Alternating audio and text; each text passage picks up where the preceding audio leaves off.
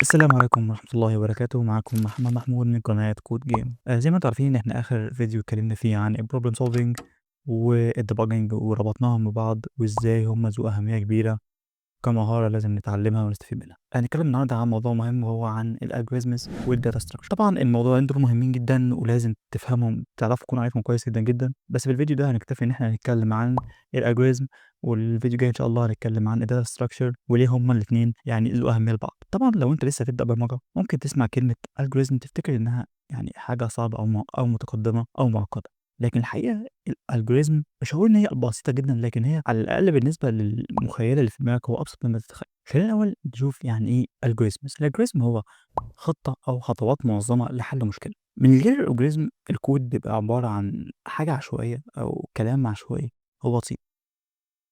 خلي بالك ان كل حاجه حوالينا في الكمبيوتر وراها الجوريزم، زي ترتيب الملفات لغايه البحث في جوجل وهكذا. عشان نوضح اكتر برضه ليه الالجوريزمز مهمه، اول حاجه بتخليك منظم بدل ما تقعد تكتب كود عشوائي. مثلا انت بيكون عندك فكره، مثلا انت عايز تحل مشكله معينه زي انك تسيرش مثلا عن حاجه، لا هي بتحلها لك بخطوات واضحه وسريعه وكفاءتها عاليه. هي دي مبدا الالجوريزم، ان هو بيخلي لك اي مشكله طريقه الحل دي والخطوات بتاعتها تديك نتائج واضحه وكفاءة عالية وسريعة، لأنها بتخلّيك تختار الحل الأسرع. يعني إيه الحل الأسرع؟ يعني ممكن تكتب كود يحل مشكلة لكن بطريقة بطيئة جدًا. الalgorithms بقى بيتعامل مع إزاي تختار الخطوات الأذكى.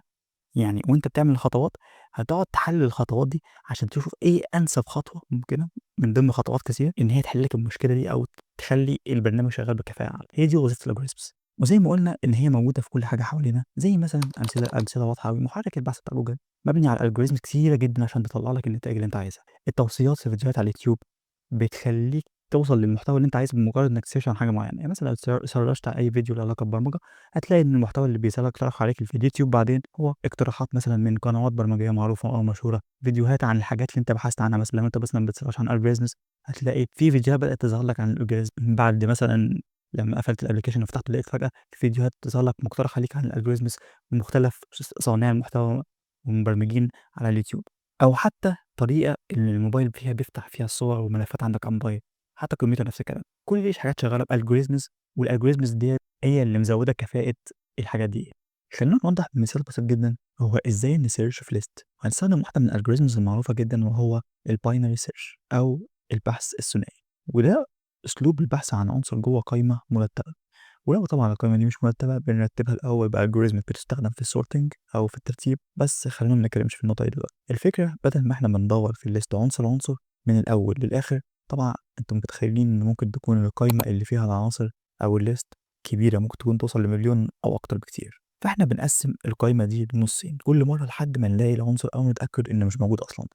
طب تعالوا واحدة واحدة كده نفهم إزاي بنتعامل مع الalgorithm ده. أول حاجة بنحدد نقطة البداية ونقطة النهاية اللي في الlist، ونجيب منتصف الlist ونقعد نقارن العنصر اللي إحنا عايزين نوصل له بالعنصر اللي في النُص. لو العنصر ده أكبر منه بنبحث في النصف اليمين، لو العنصر ده أصغر منه بنبحث في النص الشمال. بس إحنا مش بندوّر حرفيًا، إحنا بنروح للنصف اللي إحنا المفروض نروح له تمام بناءً على المقارنة ونبتدي نقسّمه تاني، ونروح للنصف اللي بعده ونبتدي نقسّمه تاني، لحد ما بالآخر يتبقى عنصرين أو عنصر أو ما نلاقيش العنصر أصلًا. وبكده هو ده الbinary search بمنتهى البساطة. هي دي الطريقة الefficient أوي اللي ممكن تsearch بيها، وفي algorithms كتير أوي غيرها في الsearching بالذات، في الsearching وفي الsorting وفي حاجات كتير جدًا.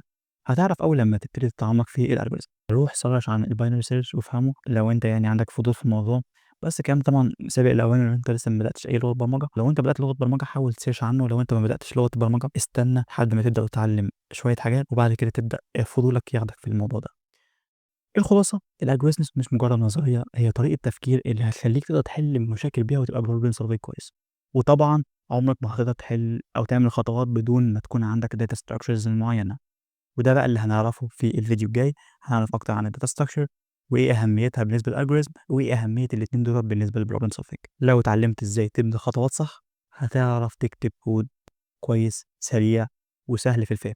وده بالضبط اللي هيميزك كمبرمج محترف أو كمبرمج شاطر عن أي حد تاني. أرجو إن أنتم تكونوا استفدتوا من الفيديو البسيط ده. طبعًا أنا ما حبيتش أطوّل عليكم عشان الموضوع يعني الalgorithm ده كبير، فطبعًا إحنا بس بنوضّح أهميته ليكم وإن هو المفروض تهتموا بحاجة زي كده وأنتم ماشيين في الأساسيات، لإن هو ده من الأساسيات. نشوفكم إن شاء الله في الفيديو الجاي. شكرًا على متابعتنا، اعملوا لايك وشير وسبسكرايب، تابعونا على اليوتيوب والفيسبوك.